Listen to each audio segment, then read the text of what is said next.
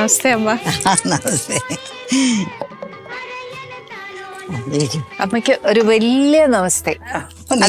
അതിനേക്കാൾ വലിയൊരു നമസ്തേ. കാര്യം എന്താന്ന് വെച്ചാ, ഒരു സ്ത്രീ എന്ന നിലയ്ക്ക്, ഒരു അമ്മ എന്ന നിലയ്ക്ക്, ഒരു ആർട്ടിസ്റ്റ് എന്ന നിലയ്ക്ക് സത്യം പറഞ്ഞാൽ ഞാനും എന്റെ പ്രേക്ഷകരും ഭയങ്കര ബ്ലെസ്ഡ് ആണ് അമ്മ. ഇന്ന് അമ്മ ഇവിടെ വരികയും ഞങ്ങളോടൊപ്പം സംസാരിക്കുക എന്ന് പറയുന്നത് ഞങ്ങളെ സംബന്ധിച്ച്, അമ്മയ്ക്ക് ഇച്ചിരി ആയിരിക്കും, പക്ഷെ ഞങ്ങളെ സംബന്ധിച്ച് വലിയൊരു കാര്യമാണ്. സത്യം. Thank you very much. ഞാൻ ഈ അനീസിച്ചും കാണാറുണ്ട്. എന്താന്ന് പറയാ, ആദ്യം കാണാൻ കാരണം എത്ര ഡ്രസ്സുകളാണ്, എങ്ങനെ ഇത്രയും ഡ്രസ്സുകൾ മാനേജ് ചെയ്യുന്നത്, എനിക്ക് അതാണ്. എങ്ങനെ റിയലി നല്ല ഡ്രസ് സെൻസ് ഉള്ള ആളാണ് കേട്ടോ. നന്നായിരുന്നു ഡ്രസ്സുകളൊക്കെ.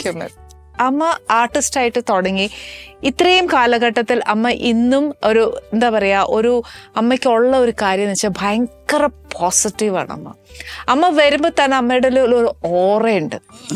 ആക്ച്വലി അമ്മ ആ ഒരു ഓറയുടെ സീക്രട്ടാണ് ഞങ്ങൾക്ക് അറിയേണ്ടത്. അയ്യോ, എല്ലാം നിങ്ങളുടെ എല്ലാം പ്രേക്ഷകരുടെ ഒക്കെ സ്നേഹമാണ്, വേറെ ഒന്നും പറയാനൊക്കില്ല. നിങ്ങൾ പറയുന്നത് കേൾക്കുമ്പോൾ എനിക്ക് അത്ഭുതം തോന്നും കേട്ടോ. ഇങ്ങനെയൊക്കെയാണോ ഞാനെന്ന് എനിക്ക് തന്നെ അത്ഭുതം തോന്നും. എനിക്കറിയില്ല, എന്നെക്കുറിച്ച് തന്നെ എനിക്കറിയില്ല. അപ്പം അമ്മ എനിക്ക് ചോദിക്കാനുള്ള, അമ്മ ഒരു കാലഘട്ടത്തിൽ ബ്ലാക്ക് ആൻഡ് വൈറ്റ് തുടങ്ങിയപ്പം അമ്മ ഫിലിമിലേക്ക് വന്നു, ഇന്ന് ഡിജിറ്റലായിട്ട് നിൽക്കുകയാണ്. അമ്മ ഒരു വലിയ ജേണിയാണ് അമ്മയുടെ ലൈഫിൽ അമ്മ കണ്ടേക്കുന്നത്. ആ ഒരു ജേണിയെക്കുറിച്ച്, ഒരു change in films, change in cinema, അമ്മയ്ക്ക് ഒരു നല്ലൊരു വിക്ടിമാണ് അമ്മ. അതിനെക്കുറിച്ചൊന്ന് അമ്മ പറയുമോ ഞങ്ങളോട്? ഞാൻ കൂടെ തന്നെ ഉള്ളത് കാരണം ഇപ്പോൾ നിങ്ങളെ ദിവസം കണ്ടുകൊണ്ടിരുന്നാൽ നിങ്ങൾ വണ്ണം വെച്ചോ മെലിയോ നമുക്കറിയില്ല. അതുപോലെ സിനിമ ആദ്യം മുതലേ എത്രയും കൊല്ലമുള്ളത് കാരണം സിനിമ ഇങ്ങനെ വളർന്ന് കൂടെ തന്നെ ഞാനുണ്ട്. അപ്പോൾ എനിക്ക് അതെങ്ങനെയാണ് വലിയൊരു മാറ്റം എന്നൊക്കെ പറയാൻ അറിയില്ല. അന്ന് വന്ന് ബ്ലാക്ക് ആൻഡ് വൈറ്റ് ആയിരുന്നു, പിന്നെ കളർ പടങ്ങളായി, പിന്നെ വന്ന് എല്ലാം ഡിജിറ്റലായി. അന്നൊക്കെ വന്ന് ഫിലിമായിരുന്നു. അപ്പോൾ ഞങ്ങളൊക്കെ അഭിനയിക്കുന്ന കാലത്ത് ടേക്ക് 2 എന്ന് പറഞ്ഞാൽ ഞങ്ങൾക്കൊക്കെ പേടിയാണ്. കാരണം ഫിലിമിൻ്റെ വില ഇന്നൊക്കെ ഇതല്ല, ഓർഡിനറി ഇതായിട്ട് എടുക്കുന്നത്. അപ്പോൾ ഞങ്ങൾക്ക് അങ്ങനെ ഞങ്ങൾ ഒരു രണ്ടാമത്തെ ടേക്ക് എടുക്കും, അയ്യോ പേടി. പിന്നെ മൂന്നാമത്തെ ടേക്ക് ആകുമ്പോൾ ഞങ്ങളുടെ പ്രൊഡ്യൂസറുടെ മുഖത്ത് നോക്കും. പ്രൊഡ്യൂസറിൻ്റെ പൈസ പോവല്ലേ, അല്ല ഫിലിമല്ലേ. ആ കാലഘട്ടം മുതൽ ഇപ്പോൾ വളരെ ഈസിയാണ് വാസ്തവത്തിൽ സിനിമ വിട്ടു നിന്നു കുറച്ചു കാലം. അപ്പോൾ കുറേ കാര്യങ്ങളൊക്കെ ഇതിൽ മാറ്റങ്ങളൊക്കെ വന്നു. പിന്നെയാണ് ഞാൻ പറഞ്ഞത്, അയ്യോ ഇനി കുറേ പേര് ചോദിച്ചുകൊണ്ടിരുന്നു ഇങ്ങനെ പടത്തിൽ അഭിനയിക്കണം. കുറേ പടങ്ങൾ ഞാൻ മിസ് ചെയ്തു, വാസ്തവത്തിൽ മിസ് ചെയ്തു. പക്ഷേ എനിക്ക് അന്നൊന്നും ഞാൻ മിസ് ചെയ്തു എന്നുള്ളൊരു വേദനയൊന്നുമില്ല. ഞാൻ എൻ്റെ മനസ്സോടുകൂടിയാണ് ഞാൻ മാറി നിന്നത്. പിന്നെ വിളിക്കുമ്പോൾ ഞാൻ വേണ്ടെന്ന് പറയും.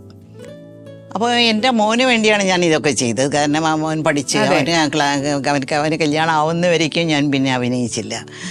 അപ്പോൾ അവൻ പറയും, അമ്മ ഇപ്പോൾ വന്ന് സിനിമ വളരെ ഈസിയാണ്, പണ്ടത്തെ പോലെയൊന്നും ഡയലോഗൊന്നും പഠിക്കേണ്ട ആവശ്യമില്ല, ഒരാൾ പുറകെ നിന്നെല്ലാം പറഞ്ഞു കൊടുക്കും. മോണിട്ട് പറഞ്ഞുകൊണ്ടിരിക്കും, നമ്മളത് കേട്ട് പറഞ്ഞാൽ മതി. പിന്നെ ഡബ്ബിങ് ആണെങ്കിൽ പണ്ടൊക്കെ ഞങ്ങൾ ഒരു സീൻ ഇപ്പോൾ 8 പേര് ഉള്ളൊരു ഒരു സീനാണെങ്കിൽ 8 മയക്കുണ്ടാവും. ഞങ്ങൾ 8 പേരും കൂടി നിന്ന് ഇങ്ങനെ സംസാരിക്കണം, ഒരുമിച്ച് നിന്ന് സംസാരിക്കണം. ഒരാൾ തെറ്റിയാൽ പിന്നെ ആദ്യം മുതൽ തുടങ്ങി. അപ്പൊ അങ്ങനെയൊന്നും ഇല്ലല്ലോ. അപ്പൊ ഭയങ്കര ഈസിയാണമ്മ, ഒന്ന് അഭിനയിച്ച് നോക്കൂ, ഒരുപാട് അഭിനയിച്ച് നോക്കുന്നു. ഞാൻ പറഞ്ഞു അഭിനയിക്കേയില്ലെന്ന് പറഞ്ഞു. ഇങ്ങനെ ഇരിക്കുവാണ് സത്യനന്ദിക്കാട് എന്നെ വിളിച്ച് ഒരു പടത്തിൽ അഭിനയിക്കണം എന്നൊക്കെ പറഞ്ഞത്. അപ്പോഴാണ് ഞാൻ ഇവിടെ വന്നപ്പോൾ ഞാൻ അമൃതാനന്ദമയ്യെ പോയി കണ്ടത്. അമ്മ ആശ്രമത്തിൽ പോയാണ് അമ്മയെ കണ്ടത്? ആശ്രമത്തിൽ പോയി. ചെന്നൈയിൽ വന്നിരുന്നു. അമ്മ ചെന്നൈയിലുള്ളപ്പോഴാണ് ഈ പാട്ട് പാടുന്ന കൃഷ്ണേന്ദ്രൻ ഒരു ഭാര്യ, അവരാണ് എന്നെ കൊണ്ടുപോയത്. അവിടെ പോയിട്ട് കാണുന്നത് ഞാൻ കണ്ടിട്ട് ഞാൻ അമ്മയോടൊക്കെ കുറേ സംസാരിച്ചു. അപ്പോൾ ഞാൻ ചോദിച്ചു, എനിക്ക് മനസ്സിൻ്റെ അകത്ത് വേണ്ടെന്ന് തന്നെ ആയിരുന്നു, പിന്നെ തിരിച്ചു വരാൻ പാടില്ല തന്നെ ആയിരുന്നു. പക്ഷെ അമ്മ പറഞ്ഞു, ഷീല എന്നുള്ള ജന്മം വന്ന് ഒരു നടിയാണ്, നിങ്ങളെന്ത് തന്നെ അമ്മയായാലും സിസ്റ്റർ ആണെങ്കിലും എന്തൊക്കെ വേറെ, പക്ഷെ നിങ്ങൾ നടിയായിട്ട് മരിക്കുന്നവരിക്ക് അഭിനയിക്കണം എന്ന് പറഞ്ഞു. അമ്മയെ കണ്ടിട്ട് തിരിച്ചു വരുന്ന വഴിക്ക് തന്നെ ഞാൻ സത്യനെ വിളിച്ചു പറഞ്ഞു, സത്യനന്ദിക്കാട് വിളിച്ചു പറഞ്ഞു, മനസ്സിനക്കരെ എന്നുള്ളൊരു പടം ഉണ്ടല്ലോ, ആ പടം കണ്ടിട്ടുണ്ടോ പടം? ആ പടത്തിൽ ഞാൻ അഭിനയിക്കാമെന്ന് പറഞ്ഞു. ഞാൻ അതിൽ അഭിനയിക്കാൻ ഞാൻ സമ്മതിച്ചോണ്ടേ ഉടനെ ഇത് നമ്മുടെ ശ്യാം പ്രസാദ് വിളിച്ചു, ആ പടത്തിൽ അഭിനയിക്കുന്നുണ്ടല്ലോ, അപ്പൊ എന്റെ പടത്തിൽ അഭിനയിക്കണം. അങ്ങനെയാണ് 2 പടം ഒരുമിച്ചായിരുന്നു. അമ്മയോട് പറഞ്ഞ പോലെ തന്നെയാണ് അമൃതാനന്ദമയി അമ്മ എന്നോട് പറഞ്ഞത്, ഈ ഷോ ചെയ്യണം, ആനീസ് കിച്ചൺ എന്ന് പറഞ്ഞിട്ട് ഒരു കുക്കറി ഷോ ചെയ്യണം എന്ന് പറഞ്ഞിട്ട് എന്നോട് പറഞ്ഞു. ആ ഒരൊറ്റ പേരിലാണ് അമ്മ ഞാനും ഈ ഷോ സ്റ്റാർട്ട് ചെയ്തത്.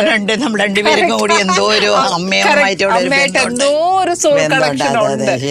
ഒരു പുണ്യം നമ്മൾ കിട്ടിയിട്ടുണ്ട്. തീർച്ചയായിട്ടും അമ്മ, തീർച്ചയായിട്ടും. ആ അമ്മേനെ അനുസരിച്ച് ഞാൻ ഈ അമ്മ പറഞ്ഞ പോലെ തന്നെ അമ്മ പറഞ്ഞതിന് മറുവാക്ക് പറയാനില്ല, അപ്പൊ അതങ്ങ് അനുസരിച്ചു. ഓക്കെ, അപ്പൊ അങ്ങനെ അമ്മ രണ്ടാമത് അഭിനയിക്കാൻ തുടങ്ങി. ഓക്കെ, അമ്മ ഫസ്റ്റ് അമ്മയുടെ വരുന്ന സമയത്ത്, അമ്മ ഫിലിമിലേക്ക് വരുന്ന സമയത്ത്, ഫിലിമിലേക്ക് വരിക എന്ന് പറയുന്നത് സൊസൈറ്റിക്ക് പ്രശ്നമാണ്, ബന്ധുക്കളുടെ ഇടയിൽ പ്രശ്നമാണ്, ഭയങ്കര. ഇന്നത്തെ പോലെയൊന്നല്ല. അന്നൊക്കെ എൻ്റെ അച്ഛൻ്റെ ആൾക്കാർ മുഴുവനും ഞങ്ങളെ പിണ്ടം വെച്ചതുപോലെ മാറ്റിക്കളഞ്ഞു. ഇന്ന് വരയ്ക്ക് അവരെന്നോട് സംസാരിച്ചിട്ടില്ല. അച്ഛൻ്റെ കൂടെ ജനിച്ചവർ 10 പേരാണ് കൂടപ്പുറപ്പുകൾ അച്ഛൻ്റെ കൂടെ. പക്ഷെ ഇന്ന് വരയ്ക്കും അവരാരും, എത്രയോ പിള്ളേരുണ്ടെന്ന് പറയുന്നു, അവർക്കൊക്കെ എത്ര പിള്ളേരുണ്ടാവും, പിള്ളേർ അങ്ങനെ എത്ര പേരുണ്ടാവും. ആരും ഞങ്ങളോട് സംസാരിച്ചിട്ടില്ല. അമ്മേൻ്റെ ആൾക്കാർക്കൊക്കെ ഒന്നും വലിയ വിരോധമില്ലായിരുന്നു, ഞങ്ങൾ സംസാരിച്ചു. അത് കാരണം അന്നൊക്കെ പേര് എതിർത്ത് നിന്നിട്ടും അമ്മ വന്നപ്പം വന്ന് ഞങ്ങൾക്ക് ആവശ്യമായിരുന്നു. അല്ല, അപ്പൊ അമ്മയുടെ മനസ്സ് മാറിയില്ല. എന്റെ മനസ്സൊന്നും എന്റെ അമ്മ എന്ത്, എനിക്ക് 13 വയസ്സന്ന് അഭിനയിക്കാൻ വരുമ്പോ സ്കൂളിൽ പഠിച്ചോണ്ടെങ്കിൽ അമ്മ എന്ത് പറയുന്നു അത് കേട്ടു. അഭിനയിക്കാൻ പറഞ്ഞു, അഭിനയിച്ചു. അതൊരു വലിയ കാര്യമായിട്ടൊന്നല്ല, ചുമ്മാ പോയി നിൽക്കാൻ പറഞ്ഞാൽ അഭിനയിച്ചു എന്നല്ലാതെ എനിക്കതിലൊരു വലിയ താല്പര്യം അങ്ങനെയൊന്നും ഒരു പിന്നെ കുറേ 7 പടങ്ങൾ 10 പടങ്ങളൊക്കെ ആയപ്പോഴാണ് ഇത് സിനിമ, നമ്മൾ അഭിനയിക്കണം, നമുക്ക് കുറേ പേര് നമ്മളെ നോക്കുന്നുണ്ട്, നമ്മൾ ക്യാമറയിൽ വരുമ്പോൾ നമുക്ക് കുറച്ച് സൗന്ദര്യം വേണം എന്നൊക്കെ ഒരു. അമ്മയ്ക്ക് എങ്ങനെ ഈ ഓഫർ വന്നമ്മ? അമ്മ എങ്ങനെ ഫിലിമിലേക്ക് വന്നത് എങ്ങനെയാ വെച്ചാൽ, എൻ്റെ അമ്മയുടെ ഒരു കൂട്ടുകാരിയായിരുന്നു SS രാജേന്ദ്രൻ എന്ന് പറഞ്ഞൊരു നടനുണ്ടായിരുന്നു. തമിഴിൽ അങ്ങേരെ വലിയൊരു നടനാണ്. അങ്ങേരെ 3 ഭാര്യമാരുണ്ട്. അതിൽ ആദ്യത്തെ ഭാര്യ പങ്കജവലി എന്നാണ് പേര്. അവരാണ് എൻ്റെ അമ്മയോട് ഇങ്ങനെ ഞങ്ങളുടെ കുടുംബത്തിൻ്റെ കാര്യങ്ങളൊക്കെ മനസ്സിലാക്കി. അപ്പോൾ അവരെല്ലാം ഒരു ഡ്രാമയ്ക്കോ ഷൂട്ടിങ്ങിന് എന്തോ വന്നിരുന്നു അവിടെ ഊട്ടിയിൽ വന്നപ്പോൾ. അപ്പോൾ എൻ്റെ അമ്മ പോയി കണ്ടിട്ട് സംസാരിച്ചപ്പോൾ എൻ്റെ അമ്മ കാര്യങ്ങളൊക്കെ പറഞ്ഞു. ഇങ്ങനെ കുറച്ച് എൻ്റെ അച്ഛനൊക്കെ കുറച്ച് പ്രശ്നമായി കാര്യങ്ങളൊക്കെ പറഞ്ഞു. എന്തുകൊണ്ട് എന്നെ കണ്ടു അവർ. അപ്പോൾ ഭയങ്കര മെലിഞ്ഞിരുന്നു ഞാൻ. ഇതിനൊന്ന് വണ്ണം വെച്ച് എടുപ്പിച്ചതിന് സിനിമയിലൊക്കെ അഭിനയിപ്പിക്കാം, ഞാൻ വേണമെങ്കിൽ അത് പറയാമെന്ന് പറഞ്ഞു. അവരാണ് എന്നെ ആദ്യമായിട്ട് ചെന്നൈയിലോട്ട് ഞങ്ങൾ വരുന്നതും. പിന്നെ എനിക്ക് കിട്ടിയൊരു ഭാഗ്യം എന്താണെന്നറിയോ, ഇന്നത്തെ നടികളെല്ലാം മെലിയാൻ വേണ്ടി അങ്ങ് എന്തു പാടാണ് പെടുന്നത്. അന്നുള്ള എല്ലാവർക്കും നല്ല വണ്ണം വേണം.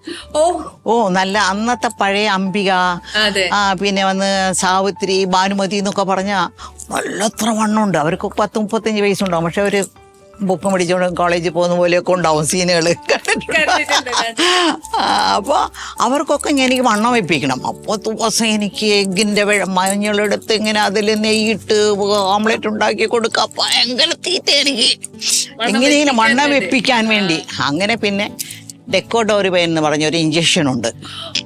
ആ ഇഞ്ചക്ഷൻ ഇട്ടു എനിക്ക് വണ്ണം വെക്കാൻ വേണ്ടി. ആ ഇഞ്ചക്ഷൻ ഇട്ടു. നല്ല കാലം 1-2 ഇഞ്ചക്ഷനോട് കൂടി നിർത്തി. അല്ലെങ്കിൽ ഞാൻ ഒരിക്കലും ജീവിതത്തിലും ഞാൻ അങ്ങനെ തന്നെ നല്ല വണ്ണം വെച്ചേനെ. അങ്ങനെയൊക്കെ വണ്ണം വെപ്പിച്ചിട്ടാണ് ഞാൻ ബാക്കി ജാതകം. ആദ്യം എന്നെ ബുക്ക് ചെയ്തത് അവരുടെ ഒരു നാടകം, SS രാജേന്ദ്രൻ്റെ ഒരു നാടകം. ആ നാടകം തെൻപാണ്ടി വീരൻ എന്നൊരു പടം. എനിക്ക് അന്നൊക്കെ തമിഴ് അറിയില്ല. മലയാളം പറഞ്ഞുകൊണ്ട് വീട്ടിലൊക്കെ മലയാളം, തമിഴ് അറിയില്ല. അപ്പോൾ ഞാൻ ഒരു ശില്പിയുടെ മകളാണ്. ഒരു സ്റ്റാച്ചുവിന് പോലെ ഇങ്ങനെ നിൽക്കണം. അധികം സംസാരമൊന്നുമില്ല. അങ്ങനത്തെ ഒരു ക്യാരക്ടറാണ് എനിക്ക്. നല്ല ഡ്രസ്സൊക്കെ ഇട്ടിട്ട്, ഈ വടക്കം വീരൻ കഥയിലൊക്കെ ഇടില്ലേ, അങ്ങനത്തെ ഡ്രസ്സൊക്കെ ഇട്ടിട്ട് ഞാൻ നിൽക്കണം. അങ്ങനത്തെ ഒരു വേഷമാണ്. അപ്പോൾ അതിൽ ആദ്യത്തെ ഡ്രാമ അവിടെ ചെന്നൈയിൽ വലിയൊരു രാജ അണ്ണാമലൈ മന്ദിരം എന്ന് പറഞ്ഞിട്ടൊരു സ്ഥലമുണ്ട്. അവിടെയായിരുന്നു ആദ്യത്തെ ഷോ നടത്തുന്നത്. അപ്പോൾ അത് കാണാനായിട്ട് MGRഉം രാമണ്ണ എന്ന് പറഞ്ഞിട്ടൊരു വലിയ ഡയറക്ടർ, ഇന്നത്തെ മണിരത്നം എന്നൊക്കെ പറയില്ലേ, അത് അത്ര ആ സ്റ്റേജിലുള്ള ഡയറക്ടറും കൂടി ഈ ഡ്രാമ പ്രൊസീഡ് ചെയ്യാനായിട്ട് വന്നിരിക്കുക. അവരിത് കണ്ടപ്പോൾ അവർക്ക് എന്നെ ഇഷ്ടപ്പെട്ടു. പാസം എന്നൊരു പടമാണ്, അതിൽ ബുക്ക് ചെയ്യണമെന്ന് പറഞ്ഞു. ഇതിനു മുമ്പ് എന്താണെന്ന് വെച്ചാൽ എന്നെ 3 കൊല്ലത്തേക്ക് അവർ എഗ്രിമെൻ്റ് ഇട്ടു. SS രാജേന്ദ്രൻ്റെ ഓരോ കമ്പനിയിൽ ഞാൻ എന്ത് അഭിനയിച്ചാലും എത്ര പണം കിട്ടിയാലും പകുതി അവർക്ക് കൊടുക്കണമെന്ന്. Commission base. അങ്ങനെ പകുതി അവർക്ക് കൊടുക്കണമെന്ന്. അപ്പോൾ ഈ പാസ് എന്നുള്ള പടത്തിൽ അന്നത്തെ എത്രയോ കൊല്ലത്തിന് മുമ്പ് എനിക്ക് 3000 രൂപ കിട്ടി. അതിൽ പകുതി അവരെടുത്തു. ഒറ്റ ഡ്രാമയെ ഞാൻ അഭിനയിച്ചിട്ടുള്ളൂ, ഒരു ഡ്രാമ. അപ്പോൾ ഞങ്ങൾക്ക് ആ സമയത്തൊക്കെ 3000 രൂപ 1500 രൂപ എന്നൊക്കെ പറയുന്നത് വലിയൊരു എമൗണ്ടാണ്. അപ്പോൾ അവർ വന്ന് ആദ്യത്തെ ദിവസം ഷൂട്ടിംഗ് അവിടെ നടക്കുന്നു. വാഹിനി സ്റ്റുഡിയോ എന്നൊരു സ്റ്റുഡിയോ ഉണ്ട്, അവിടെ ഷൂട്ടിംഗ് നടക്കുന്നു. അപ്പോൾ P. ഭാസ്കരൻ മാസ്റ്ററും സത്യൻ സാറൊക്കെ അവർ അടുത്ത ഫ്ലോറിലാണല്ലോ അവിടെ ഷൂട്ടിംഗ് ഒക്കെ, ഫ്ലോറിലാണ് ഷൂട്ടിംഗ്. അപ്പോൾ ആരോ പറഞ്ഞ ഒരു മലയാളി പെണ്ണ് അടുത്ത ഇതിൽ ഷൂട്ടിങ്ങിൽ അഭിനയിച്ചുകൊണ്ടിരിക്കുന്നുണ്ട്. അപ്പോൾ എന്നെ കാണാനായിട്ട് അവർ വന്നു. അപ്പോൾ ഭാസ്കർ മാസ്റ്റർക്ക് എന്നെ ഇഷ്ടപ്പെട്ടു. പക്ഷേ സത്യ മാസ്റ്റർ പറഞ്ഞു, അയ്യോ ഇതൊരു കൊച്ചല്ലേ, ഇതിൻ്റെ കൂടെയൊക്കെ ഞാൻ എങ്ങനെ അഭിനയിക്കും എന്നൊക്കെ പറഞ്ഞു. അതൊക്കെ നമുക്ക് ശരിപ്പെടുത്തിയെടുക്കാം, പൊക്കമുണ്ടെങ്കിൽ മാത്രം മതി, ബാക്കിയെല്ലാം നമുക്ക് ടൈലറും അവരവരെ കൊണ്ടെല്ലാം ശരിപ്പെടുത്തിയെടുക്കാമെന്ന് പറഞ്ഞിട്ട് അന്നത്തെ ദിവസം തന്നെ ആദ്യത്തെ ഡ്രാമയിൽ ആദ്യത്തെ ദിവസം ആദ്യത്തെ തമിഴ് പടത്തിൽ നിന്ന് ആദ്യത്തെ മലയാളം പടത്തിലേക്ക് പോയി. പിന്നെ അങ്ങോട്ട് എനിക്ക് തിരിച്ച് നോക്കാൻ സമയം കിട്ടിയിട്ടില്ല. ഫസ്റ്റ് ഡേ അത് തമിഴ് മലയാളം അങ്ങനെ അഭിനയിച്ചു തുടങ്ങി. അഭിനയിച്ചു തുടങ്ങി.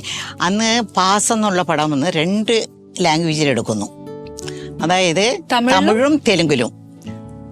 തമിഴിൽ വന്ന് FG രാമചന്ദ്രൻ, തെലുങ്കില് NT രാമറാവു. അപ്പൊ ഞാൻ ചെയ്യുന്ന ക്യാരക്ടർ തെലുങ്കിൽ ചെയ്യുന്നത് ശാരദയായിരുന്നു. നമ്മുടെ ശാരദയില്ലേ, ശാരദയാണ് ചെയ്യുന്നത്. അപ്പൊ എങ്ങനെയാണെന്നറിയോ, അന്നത്തെ റേറ്റിന് വേറൊരു ഭാഷയിൽ ഒരു പടം എടുക്കാൻ വെച്ചാൽ ഇപ്പോൾ ഒക്കെ റൈറ്റ്സ് ഒക്കെ മേടിച്ച് അങ്ങനെയല്ലേ മേടിക്കുന്നത്. അങ്ങനെയല്ല. ഇപ്പോൾ ഈ ലൈറ്റപ്പിൽ ഞാനും നിങ്ങളിരുന്ന് സംസാരിക്കുന്നു.